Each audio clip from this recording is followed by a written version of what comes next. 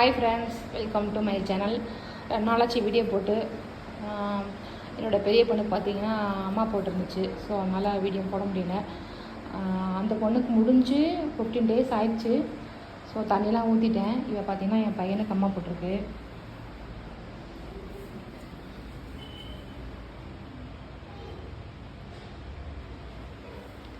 பெரிய அம்மான்னு சொல்லுவாங்களா, அந்த அம்மா போட்டிருக்குது. கீழே வந்து வேப்பலையெல்லாம் போட்டு வச்சு தான் படுக்க வச்சுருக்கேன். இன்னையோட பார்த்திங்கன்னா 5 days ஆகுது. ரொம்ப சிக்காயிட்டான்.